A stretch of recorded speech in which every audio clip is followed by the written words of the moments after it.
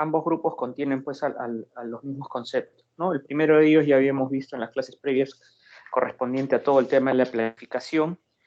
El segundo que corresponde a la organización. El tercero que van a ver es el de dirección o ejecución, le llaman otros. Y el último, el cuarto, es el de supervisión y control, ¿no? Entonces, el día de hoy nos vamos a abocar a tocar los puntos más resaltantes del componente que se refiere a la organización. ¿Ok? Estos son los tópicos que vamos a tocar. Vamos a ver un poco la definición sobre lo que es organización, ¿no? Cuál es la importancia de esta organización dentro del ciclo administrativo.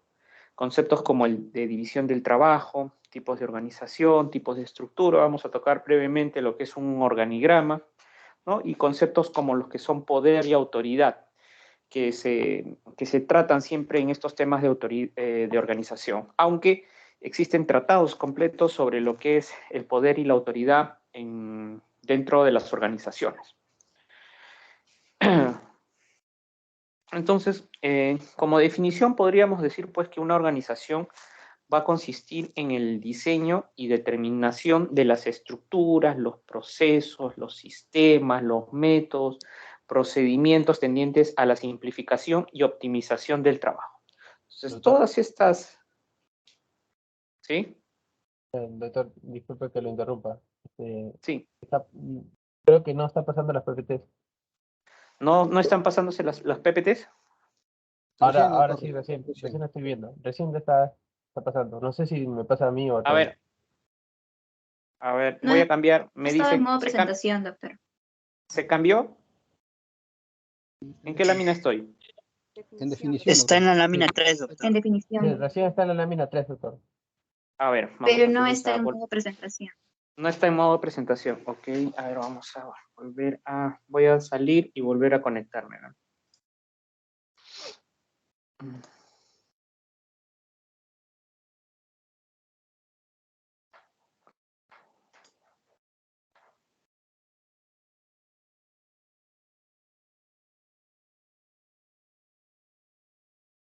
¿Ahí que se ve mi escritorio? Sí, doctor. Ahí se ve la lámina. Sí se ve, doctor. A ver, vamos a ponernos en modo presentación. ¿Qué es lo que se visualiza? Está en modo presentación, pero la lámina se ve chiquito. Se ve en pequeño. Ok, Sí. vamos a detener esto nuevamente aquí. Debe colocar compartir pantalla.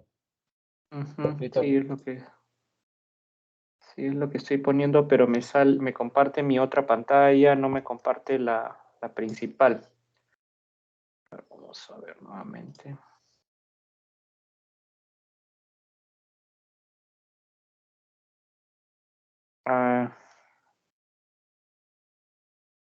Ahí se ve la definición. Sí, doctor. Ahora Sí, doctor. Ahora, Sí, ¿qué sí, lámina se pantalla. ve? Importancia. Ya, ok, ahora sí, ya. Entonces, continuamos entonces nuevamente. Entonces, el propósito de todas estas puntos que se tocan dentro de una organización básicamente es el de hacer el trabajo más eficiente, que el trabajo sea más simple. Entonces, se generan herramientas, se determinan estructuras, procesos para hacer más ágil el trabajo y que la organización pueda ser más productiva. Ese es el fin.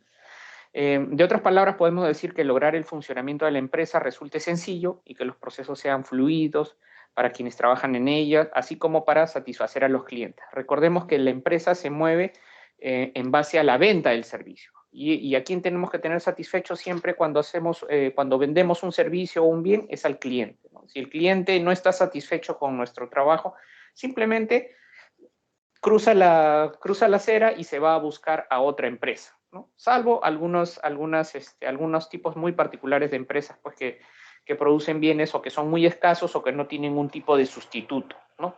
En salud, por ejemplo, un bien que no tiene sustituto, podríamos decir que es la insulina para los diabéticos, ¿no?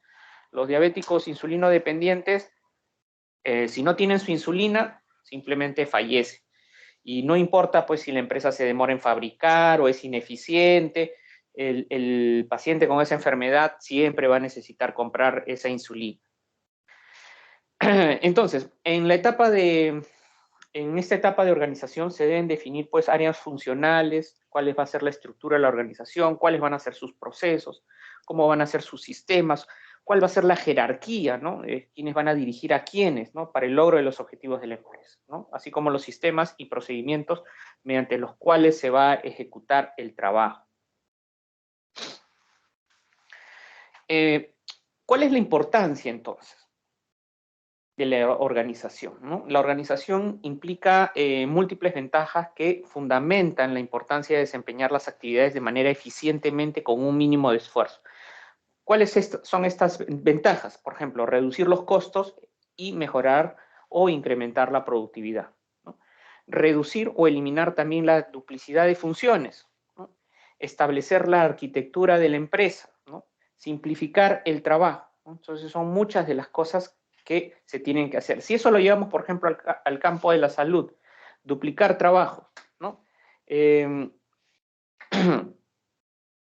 Hace poco, por ejemplo, en una entidad de salud, conversaba con una colega y me decían que habían generado un proceso, esta era una entidad pública, ¿no?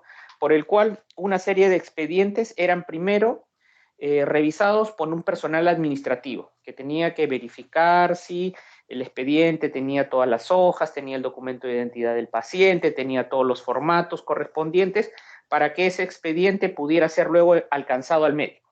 Luego de que esa persona se demoraba aproximadamente unos 20 o 30 minutos, recién le generaba un código de atención a ese expediente. Y luego ese expediente era trasladado por el mismo aplicativo al médico, donde el médico tenía que nuevamente volver a revisar la misma información. Contrastaba el DNI, los documentos, los formatos, para que el médico recién dictamine si aprobaba o no aprobaba el pedido. Ese proceso en la entidad es ineficiente.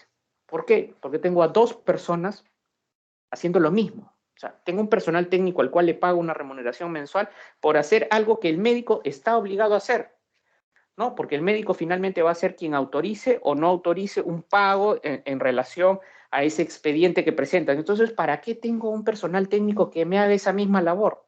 Está duplicando labores, ¿no? Me está generando sobrecostos a la entidad y es ineficiente. Genera más tiempo para que pueda ser aprobado un expediente, ¿no? Me genera sobrecostos porque hay que pagarle a un trabajador técnico por hacer algo que el médico también lo está haciendo y que está obligado a hacerlo dentro de su proceso de evaluación. Entonces, es importante que el trabajo sea simplificado, es importante que se eviten las duplicidades, como les acabo de mencionar en este caso, ¿no? ¿Qué procesos tiene la organización, ¿no? La organización va a estar constituida básicamente por dos etapas, ¿no? El primero de ellos, el de la división del trabajo, ¿no? Cómo nos vamos a organizar, cómo nos vamos a dividir el trabajo, y a continuación vamos a hablar de ello. Y cómo va a ser la coordinación, ¿no? Cómo se van a coordinar todas estas diferentes estructuras o procesos para poder generar un bien, ¿no? O una actividad dentro de una organización. Entonces, cuando hablamos de división del trabajo, es la delimitación de las funciones. ¿Qué es lo que me toca a mí? ¿Qué es lo que le toca a mi compañero de trabajo? Y así sucesivamente. Con el fin de realizar las actividades con mayor precisión, eficiencia y especialización, ¿no? Mediante la simplificación de los procesos y del trabajo, ¿no? Acuérdense de eso, siempre debemos tratar de simplificar nuestras labores, ¿no? Es como en matemáticas, ¿no? Nosotros trazamos el punto con menor distancia para llegar del A al B, ¿no? No debemos para llegar al B no debemos estar buscando un punto C, un punto D que nos haga perder tiempo, ¿no? Debemos buscar la forma directa de conseguir el objetivo. Entonces, para lograr esta división del trabajo tenemos que llevar a cabo una secuencia de pasos, ¿no? Que son los siguientes, ¿no? Primero, describir cuáles son los procesos, ¿no? Ese va a ser el primer paso en toda organización, describir cuáles son los procesos básicos. En base a estos también los macroprocesos, ¿no? O las funciones principales que se desempeñan en la organización. Como ya se mencionó, un proceso es la secuencia de etapas para realizar una actividad. Por ejemplo, la seguridad social, ¿no? Tiene entre sus macroprocesos el proceso de atención de prestaciones de salud. ¿Pero será lo único que tiene la seguridad social? No, la seguridad social también tiene un macroproceso de aseguramiento, ¿no?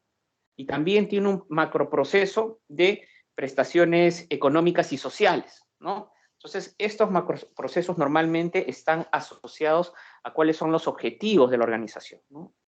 Si hablamos de salud netamente, probablemente el macroproceso sea, pues, atención de salud, ¿no? Y de ahí seguramente se dividirán diferentes procesos, ¿no? ¿Qué otra etapa tenemos? Definir las funciones más importantes, ¿no?, de mi organización. Clasificar y agrupar las funciones también de acuerdo con los macroprocesos. Tenemos que establecer líneas de comunicación y de interrelación.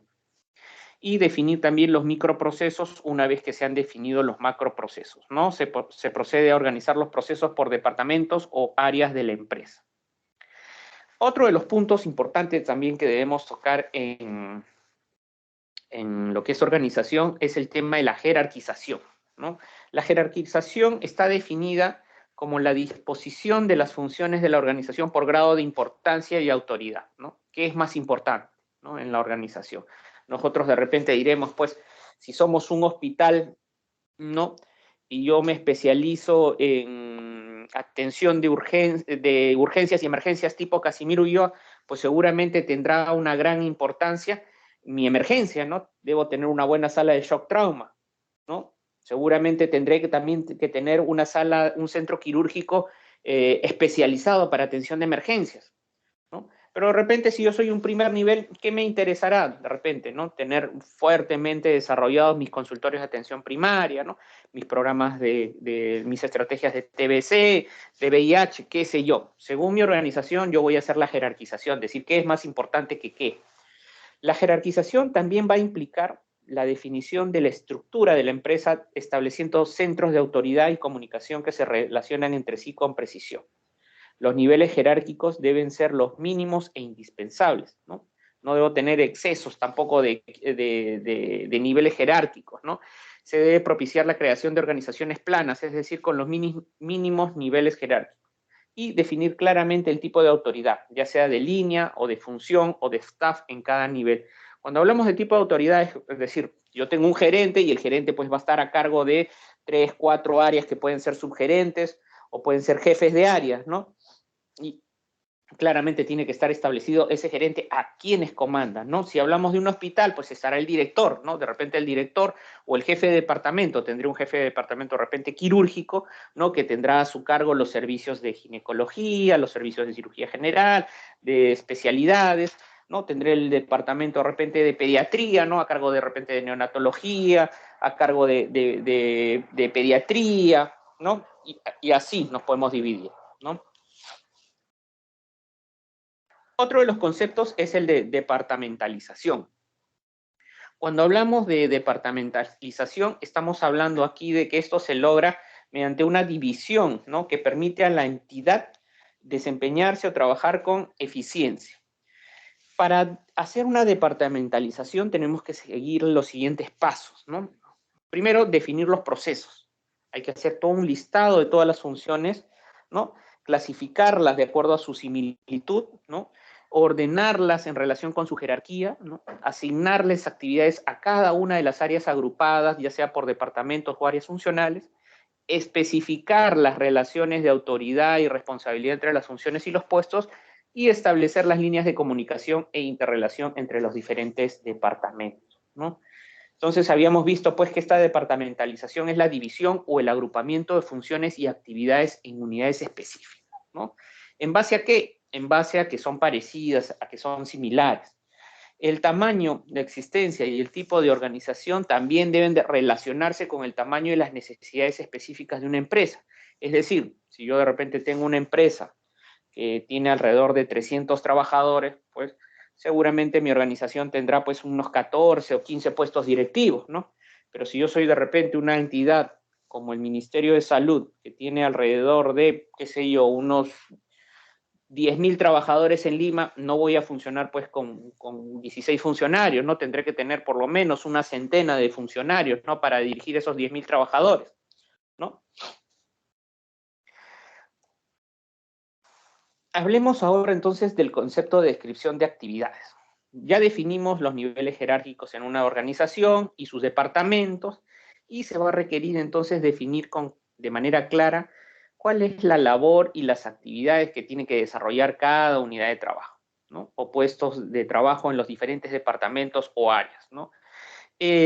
Aquí lo que se quiere es que se determine y se clasifique todos los factores y las actividades que son necesarias para desarrollar el trabajo de una manera ordenada. La descripción de actividades y funciones se realiza primordialmente a través de técnicas de análisis de puestos y de la carta de distribución de trabajo, el cuadro de distribución de actividades.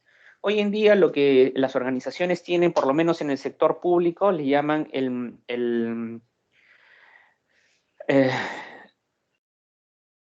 los famosos manuales de perfiles de puestos, ¿no? Los manuales de perfiles de puestos son aquellos documentos en donde las entidades asignan, pues, según el puesto de trabajo, la especialización, cuáles son las principales funciones que debe realizar ese trabajador, ¿no? Antes les llamaban los manuales de organización y funciones, ¿no? Los MOF, pero estos han sido reemplazados por ahora por los manuales de perfiles de puestos de acuerdo a servir, que es ahora la autoridad del servicio civil, que tiene que ver con todas las políticas de recursos humanos. Esto es para el Estado, les menciono. ¿Qué tipo de estructuras entonces puede tener una organización, ¿no? Dependiendo de las características y el requerimiento de cada empresa, se pueden usar diversos tipos de organización aplicables a la estructura por departamentos, ¿no? Las más usuales, por ejemplo, vamos a tocar algunas de ellas, unas 5 o 6, es la departamentalización de tipo funcional. Aquí lo que vamos a hacer es agrupar actividades que son similares, parecidas, en su función primordial para lograr la especialización y con ello una mayor eficiencia del personal. Este tipo es la organización más usual. Imaginemos que hay un director de finanzas, ¿no? Y que abajo tiene sus áreas de contabilidad, sus áreas de tesorería, el área de presupuesto, ¿no? Todas estas áreas son necesarias, son especializadas y funcionan para una dirección de finanzas, ¿no? Esta es una forma muy común, ¿no? Aquí otro ejemplo, por ejemplo, aquí podemos tener un gerente de la planta y que a su vez trabaja pues con diferentes gerentes que tienen que ver con el área de ingeniería, contabilidad, manufactura, recursos humanos, compras, ¿no? ¿Qué es lo que buscamos con esta departamentalización funcional? Eficiencia, ¿no? A partir de agrupar especialidades similares, ¿no? Coordinación dentro del área funcional, es decir, como tienen un jefe común, todas las otras gerencias es más fácil que coordinen, ¿no? Hay un alto grado de especialización, como ya lo mencionamos, ¿no? Disminuye también la comunicación, la mala comunicación entre áreas funcionales, ¿no? Como son parte de un mismo equipo, y disminuye también la visión limitada de los objetivos organizacionales, ¿no? Porque todas estas les responden a un solo gerente. Otro modelo de departamentalización es el de por productos, ¿no? Aquí lo que tenemos es es recomendable, por ejemplo, que las empresas que se dedican a fabricar diversas líneas de productos, ¿no? Esta departamentalización se hace con un producto o un grupo de productos relacionados entre sí, ¿no? Tenemos la gerencia de la planta, tenemos la división de aceites, la división de pastas, la división de galletas, puede ser una forma en que se organizan, ¿no? Otro ejemplo, por ejemplo, acá, la de producto, ¿qué es lo que nos va a permitir, ¿no? Nos va a permitir especializarnos en productos o servicios determinados, lo que habíamos visto antes. Los gerentes también pueden volverse expertos en su industria, hay una cercanía con los clientes, se evita duplicar funciones y se disminuye la visión limitada de los objetivos organizacionales, ¿no? Por ejemplo, aquí tenemos pues el sector de una empresa, Bombardier, ¿no? Y tiene su sector de tránsito, su sector de vehículos y su sector de productos, ¿no? Y cada uno de estos a su vez se va especializando en el tema al cual responde su objetivo, ¿no? El tránsito masivo, por ejemplo, tiene su división de tránsito masivo y su Bombardier Rotax, ¿no?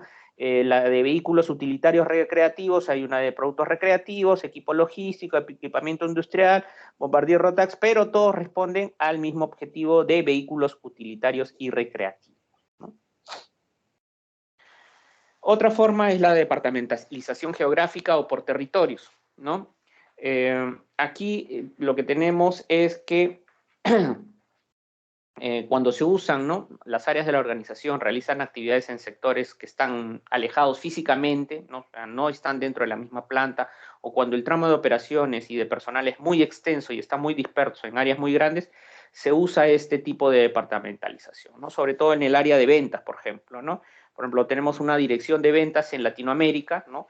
Y podemos tener diferentes áreas, por ejemplo, una en México, una en Centroamérica, una en Brasil, ¿no? Es una forma, por ejemplo, los laboratorios se organizan de esa manera, ¿no? Otro ejemplo, ¿no? De departamentalización geográfica, puedo tener un vicepresidente de ventas en un lado, puedo tener mi director de ventas en la región occidental, en la región sur, en la región central, en la región oriental, ¿no? Esto nuevamente me da mayor eficiencia y eficacia en el manejo de problemas específicos en las zonas, ¿no? Recordemos que no es la misma forma de vender probablemente de acuerdo a las regiones, ¿no? Satisface mejor, ¿no? En las necesidades de los mercados geográficos únicos, evita duplicar funciones y disminuye la sensación de estar aislado, ¿no? De otras áreas organizacionales, ¿no? Aquí, para ver la departamentalización por clientes, ¿no? Consiste en establecer departamentos cuyos objetivos es servir a los distintos compradores o clientes, ¿no? Por lo general implica en empresas comerciales, y eso lo han visto ustedes seguramente, ¿no? En algunas marcas comerciales tienen su boutique especializada para caballeros y la misma marca tiene una boutique para damas, ¿no? Imaginemos venta de calzados, ¿no? Puedo tener yo mi área especializada, mi boutique especializada en calzado de caballeros, juniors, damas, niños, ¿no? Aquí otro ejemplo, ¿no? De departamentalización por cliente. En los bancos, por ejemplo, banca comunitaria, puedo tener la banca empresarial, la banca institucional, la banca agrícola, los préstamos inmobiliarios. ¿Qué ventajas tiene esta forma de departamentalización, ¿no? Alienta el enfoque de necesidades según el cliente, ¿no? Se especializan en atención de acuerdo a las necesidades de cada grupo de clientes, ¿no? Da a los clientes la sensación de que tienen a un proveedor comprensivo, ¿no? Desarrolla experiencia en las áreas de los clientes. ¿Qué desventajas puede tener? Bueno, puede ser difícil coordinar las operaciones entre las demandas de competitividad de los clientes, requiere gerentes y personal especializado en atención de los problemas de los clientes, y es posible que los grupos de clientes no siempre estén bien definidos, ¿no?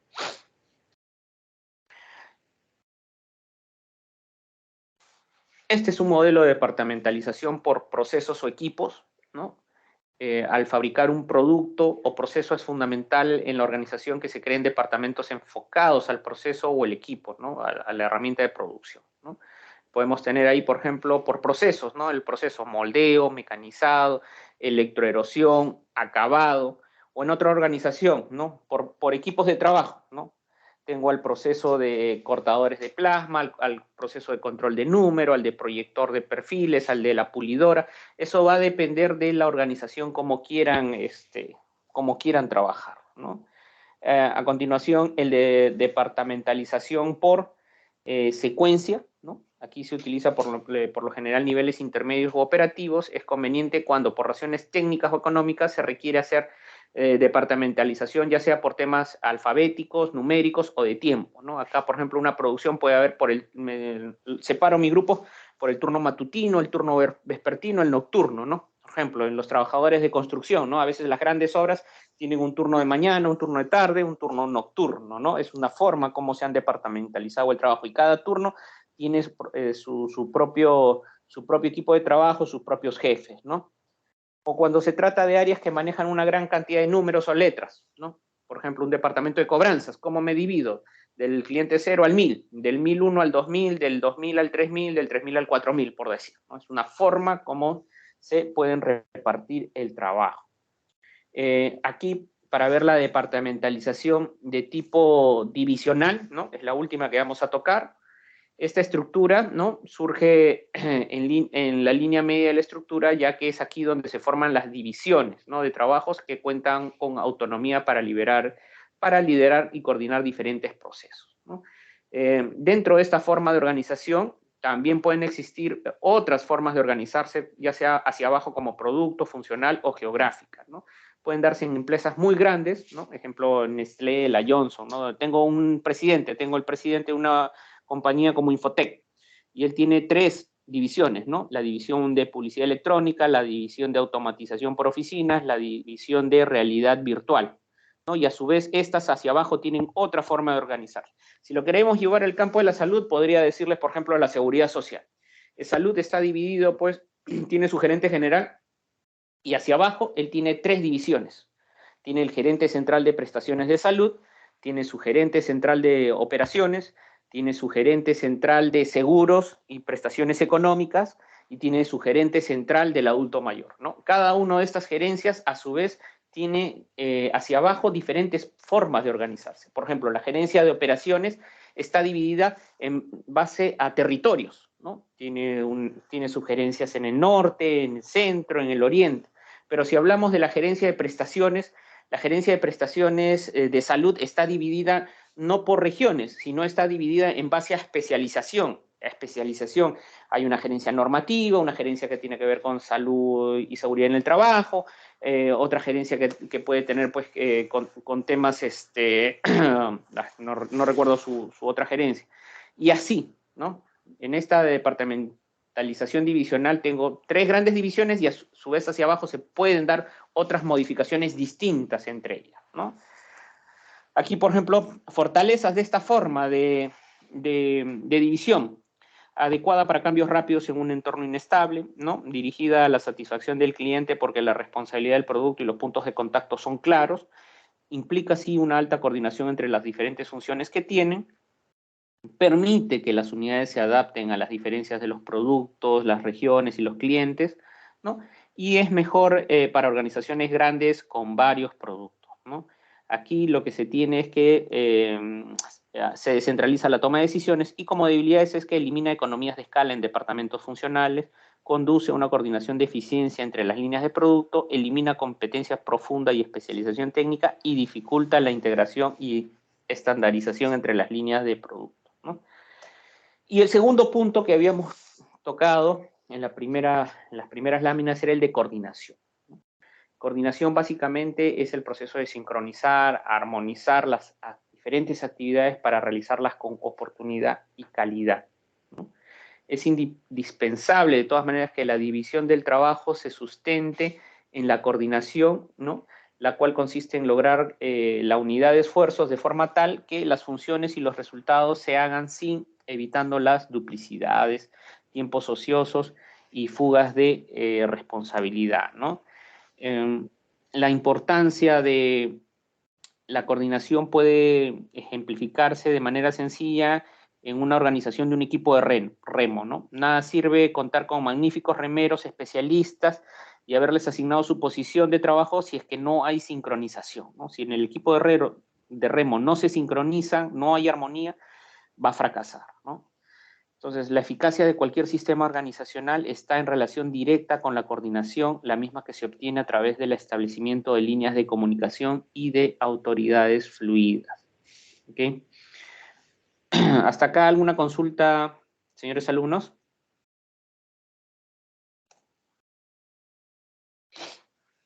Ok. Pasemos entonces a los modelos de organización, ¿no? Este es otro de los tópicos que vamos a tocar.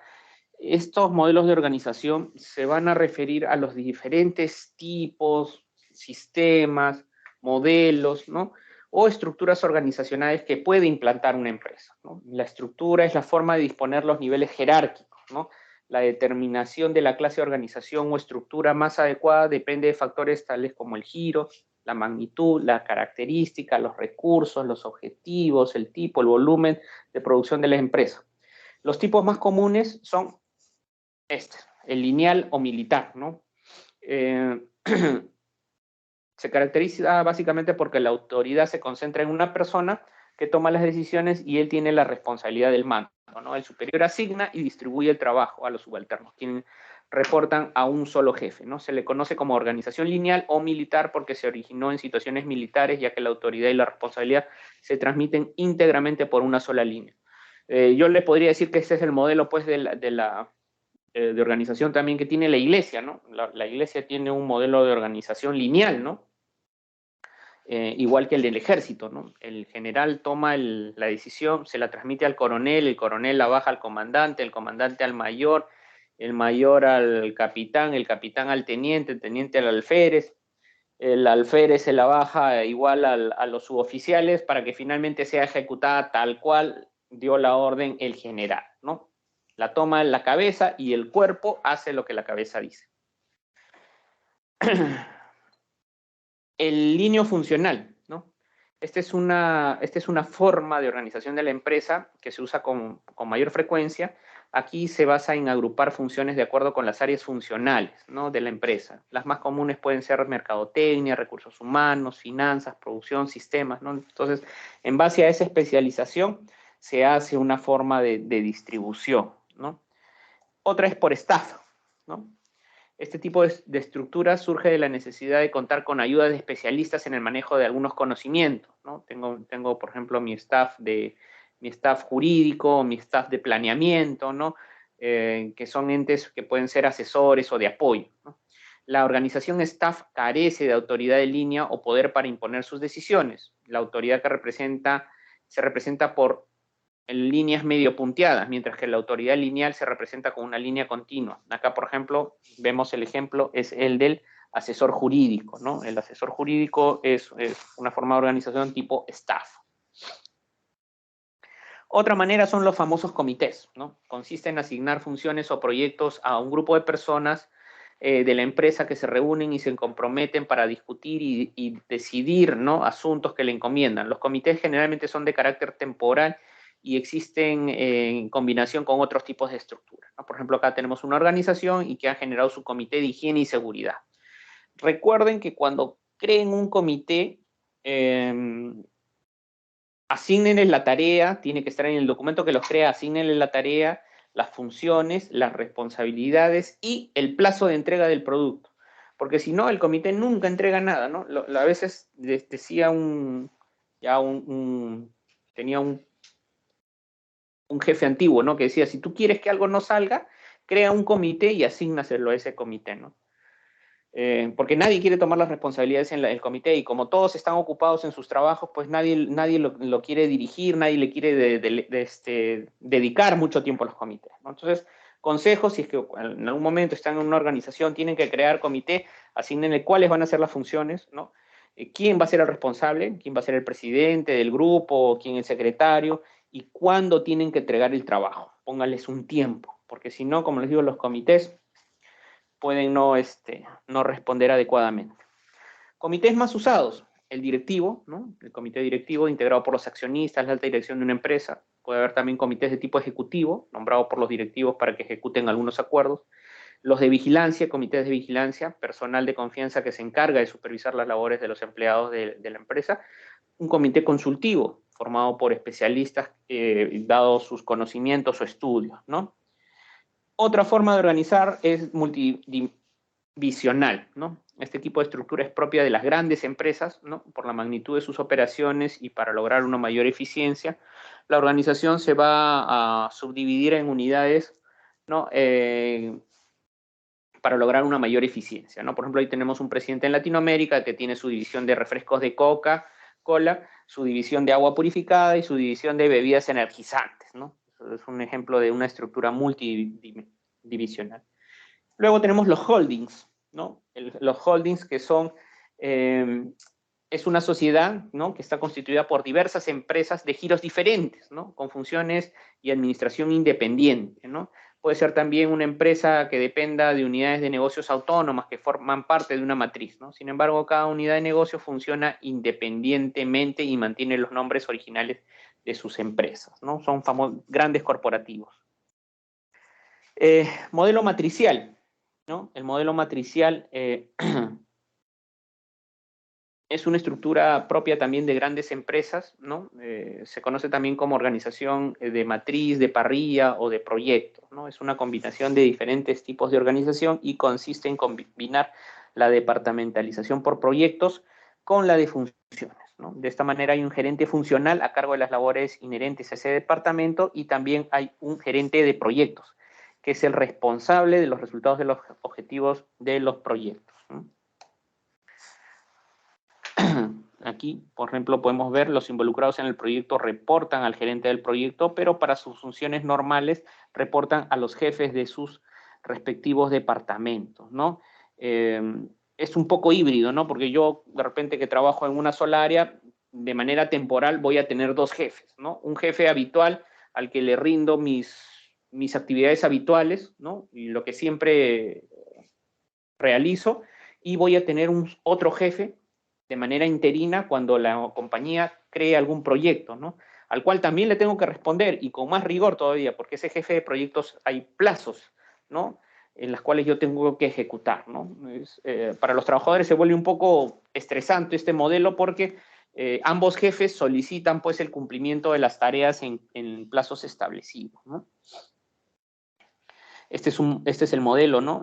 Que hablamos. Yo puedo tener, yo puedo ser el jefe de diseño preliminar y puedo tener un conjunto de trabajadores, o el jefe de mecánica, o el jefe eléctrico, o el de hidráulico, o el de metalurgia, pero puedo tener un gerente de un proyecto A que trabaja con personal de las diferentes áreas, ¿no? O un proyecto B, un proyecto C, un proyecto D, ¿no? Estos gerentes trabajan de manera transversal a todas las áreas de la organización. ¿Qué ventaja tiene? Está orientado pues a resultados finales, a que se conserva la especialidad de profesional, o sea, cada vez que se desarrolla un problema intervienen todos los especialistas correspondientes, indica la responsabilidad del producto. ¿Qué desventaja hay? Conflicto entre la autoridad organizacional. Siempre los dos gerentes se contraponen, hay un poco de recelos entre ambos, ¿no? Posibilidad de desunión entre quienes están al mando y requiere un gerente eficaz en relaciones interpersonales, ¿no? Otra forma es el de las transnacionales o globales, ¿no? Aquí, por ejemplo, podemos tener formas de organización como las divisiones internacionales. Se mantiene aquí la estructura del país de origen y la división internacional opera de forma similar, ¿no? Tiene una ventaja de la transferencia de tecnología y la desventaja de la falta de adaptaciones locales de los productos a la situación del país, ¿no? Aquí, ese es uno de los ejemplos, división internacional. Otro de los ejemplos es el de sucursal internacional. Actúa independientemente de la matriz, ¿no? Y las áreas funcionales se van a estructurar de manera regional, ¿no? O tenemos la forma integrada, ¿no? La empresa se va a fraccionar en diferentes divisiones que se dirigen desde la base internacional. O tenemos modelos de estructuras mixtas también, ¿no? Se aprovechan aquí las ventajas de las distintas estructuras anteriores y cada empresa nacional funciona independiente, pero colabora y comparte capacidades con otras empresas, ¿no? Se utilizan básicamente para grandes empresas, ¿no? Acá tenemos la dirección corporativa, el director de Latinoamérica, el de Estados Unidos y el de Asia, y cada uno pues tiene sus compañías que son distintas, ¿no? 1, 2, 3, una transnacional de tipo global. Bien, y a continuación, para ver un poco sobre el tema de técnicas de organización, ¿no? Son las técnicas que se van a utilizar en el proceso de organización, deben aplicarse de acuerdo con las necesidades de cada empresa. Este es un concepto que tiene que quedarle claro. O sea, esto va a depender de cada empresa, no existe una receta única, ¿no? ¿Qué principios deben haber, ¿no? Durante todas las etapas del proceso de organización? Siempre tiene que estar el principio de la misión, ¿no? ¿Para qué existe mi organización? ¿No?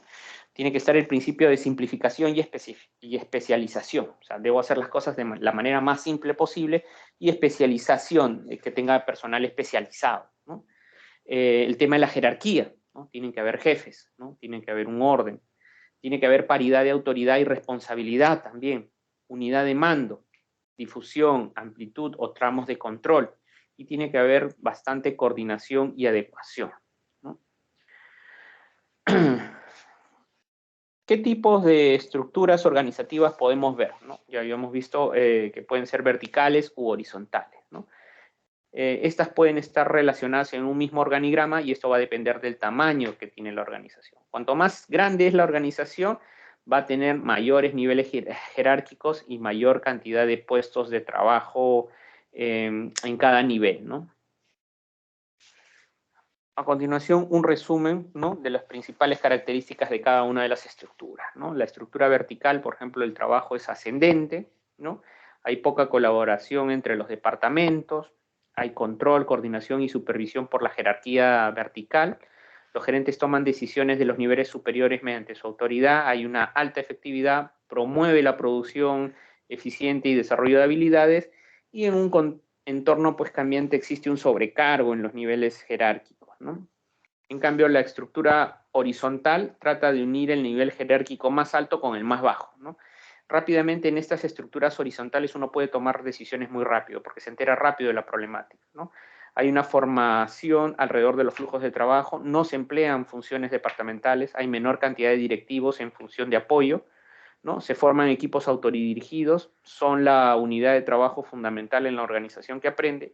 Hay límites entre las funciones casi desaparecen, ¿no? Los equipos incluyen miembros de otras áreas funcionales, ¿no? Otro de los conceptos que hay es el de integración organizacional, ¿no? Tanto las estructuras verticales u horizontales, si bien es cierto, crean beneficios y ventajas para un funcionamiento eficaz de la organización, hay diferentes puestos también de trabajo que se vuelven más especializados, ¿no? Y cumplen mejor sus actividades, ¿no? Pero algunas veces o muchas veces estas unidades de trabajo se separan unas de otras y generan, pues, debido a falta de comunicación, coordinación, que puede generar daño en la organización. Entonces, Jones, en el 2008, define integración como el proceso de coordinar varias tareas, funciones y divisiones para que trabajen juntas y no con propósitos distintos, ¿no? Es aquí que viene un reto muy grande para el gerente, ¿no? Entonces, es muy, muy importante que todas las áreas en la organización estén integradas, ¿no? De esa manera, todos trabajan para conseguir el objetivo común de la organización. Existen 7 mecanismos de integración que van a beneficiar a la empresa de acuerdo a Jones, ¿no? Y aquí, por ejemplo, el primero de ellos es el de jerarquía de la autoridad, ¿no? Se debe integrar una clasificación de empleados al especificar quién reporta a quién, ¿no? Otro de los principios, el de contacto directo. Los gerentes se deben reunir para coordinar actividades. El tercero, funciones de vinculación, ¿no? Un gerente específico recibe responsabilidad de coordinar con gerentes de otras subunidades a nombre de su subunidad. El cuarto, ¿no? El de fuerza de tarea. Los gerentes se reúnen en comités temporales para coordinar actividades interfuncionales. El quinto, el de equipo, ¿no? Los gerentes se van a reunir regularmente en comités permanentes para coordinar actividades. El sexto es el papel de integración. Se establece un nuevo papel para coordinar las actividades de 2 o más divisiones o más funciones. Y el departamento de integración. Se tiene que crear un departamento para coordinar las actividades de funciones o de divisiones. Esos son los 7 mecanismos de integración que plantea Jones. ¿Okay? Y un poco para tocar el tema del organigrama, ¿no? El organigrama es el esqueleto o dibujo que muestra los principios estructurales de toda organización, ¿no? En ella se resumen todos los puestos de trabajo, la comunicación, la delegación, la autoridad, toma de decisiones, ¿no? Es el grado de autoridad de cada puesto, el sistema formal más no del sistema informal, ¿no? Para diseñar un organigrama debemos tener en cuenta estas recomendaciones. Primero, el organigrama debe ser claro, conciso, actual y fácil de entender, ¿no? Se debe tener en cuenta las unidades orgánicas, que son los elementos que cumplen las funciones y que se interrelacionan en la organización, ¿no? Estas normalmente tienen que ser las unidades de dirección, las unidades de línea, las de apoyo, las de asesoría, las de control y las consultivas, ¿no? A continuación vamos a ver un modelo de organigrama, posición de las unidades orgánicas. Las líneas siempre van hacia abajo, ¿no? Las direcciones están en la parte de arriba, ¿no? Las unidades de control están en el lado izquierdo, las consultivas en el lado derecho, las asesorías están en el lado derecho, al igual que las de apoyo en el lado izquierdo, ¿no? Esa es la estructura que tiene que tener un organigrama. Recuerden eso, siempre las de apoyo al lado izquierdo y las de asesoría al lado derecho. Y las de control igual al lado izquierdo.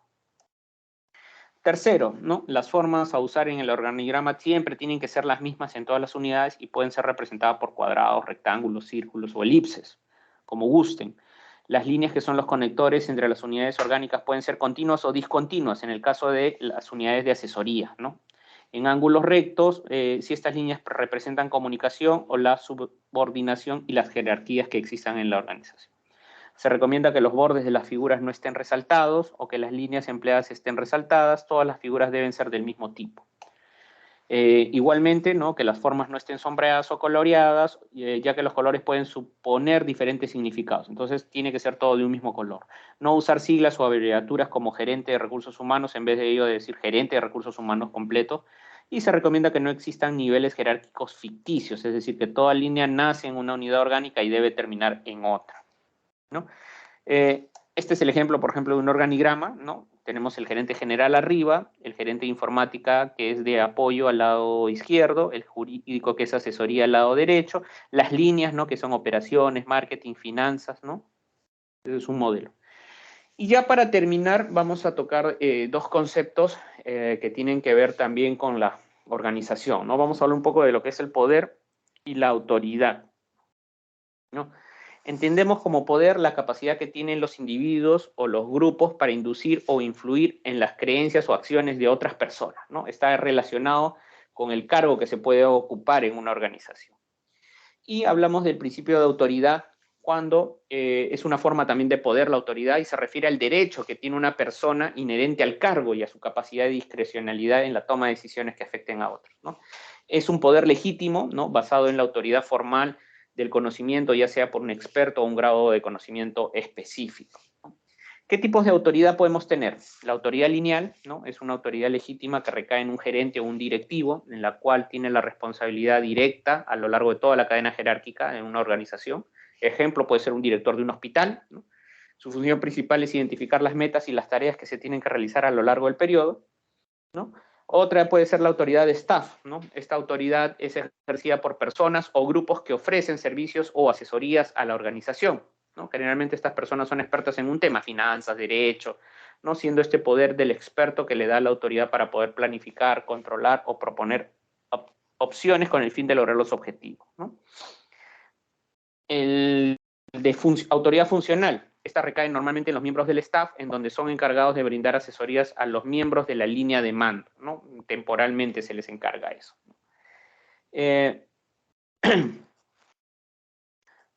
Otro de los conceptos que tenemos es el de la delegación de autoridad. Esta suele ser brindada de un funcionario hacia sus colaboradores, ¿no? Y puede darse de manera descentralizada o de manera centralizada, ¿no? La autoridad podrá recaer en varias personas o áreas o en unas cuantas, ¿no? Recuerden que yo puedo delegar autoridad, ¿no? Pero no puedo delegar la responsabilidad, ¿no? La responsabilidad va a seguir continuando en los directivos, ¿no? Por más que haya delegado su autoridad, ¿ok? Y en cuanto a los tipos de poder, ¿no? Es importante resaltar los diferentes tipos de poder, ¿no? Según Stoner, las fuentes o bases de poder llevan a identificar los siguientes, ¿no? El poder de recompensa, por ejemplo, poder que deriva del hecho de que una persona denominada el influyente tiene la capacidad para recompensar a otra persona denominada el influido, ¿no? Por cumplir sus órdenes, ¿no? El poder coercitivo, el lado negativo del poder de recompensa, ¿no? Se basa en la capacidad del influyente para sancionar al influido, ¿no? El poder coercitivo, ¿no? Ah, si no me haces caso, te empiezo a programar pues los domingos, ¿no? De turno, ¿no? 6 horas, vas en la mañana, de 8 a 2, ¿no? El poder del experto, ¿no? El poder que se fundamenta en la idea del concepto que el influyente tiene conocimientos específicos o experiencia relevante que el influido no tiene, ¿no? Entonces, como él sabe más, ya le tengo que hacer caso. El poder de referente, ¿no? El poder que se basa en el deseo influido de ser como el influyente o identificarse con él, ¿no? Y el poder legítimo, el poder que existe cuando un subordinado o influido reconoce que el influyente tiene el derecho o la capacidad lícita para ejercer influencia dentro de ciertos límites, también conocido como la autoridad formal, ¿no? Puede ser un directivo, un jefe, ¿no? Tiene ese poder, ¿no? El poder legítimo. Entonces, el uso eficaz del poder, ¿no? Sobre este tema, en realidad no hay reglas o procesos definidos, ¿no? Que nos indiquen cuál es el uso eficaz del poder, ¿no? Pero debe haber un equilibrio necesario de acuerdo con las características de las personas y los objetivos que se persigan, ¿no? Los directivos están obligados a hacer el mejor uso posible del poder. Ya como conclusiones, quiero que se queden con estos puntos, ¿no? La especialización del trabajo se refiere a dividir las actividades laborales en tareas separadas, ¿no? La departamentalización implica agrupar los puestos de trabajo en cualquiera de las 5 formas, ya sea funcional, por producto, cliente, geográfica, por proceso, u otras más que hemos tocado, ¿no? La centralización y descentralización tiene que ver con dónde se toman la mayoría de las decisiones, ¿no? Cuarto, la autoridad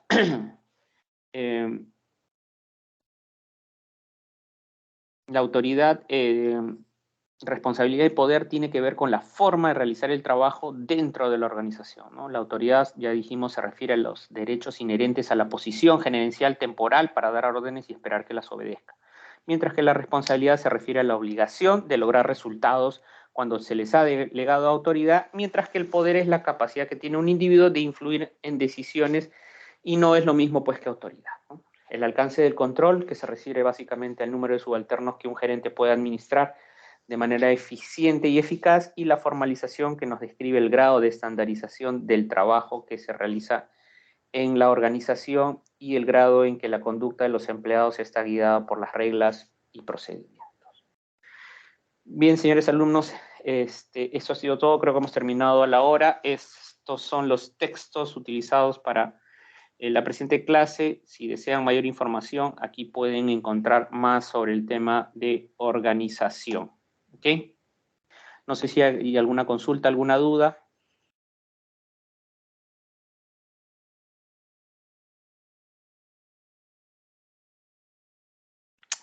Bien. Ok, si no, nos quedamos acá. Doctor Alvites. Gracias, doctor Romero.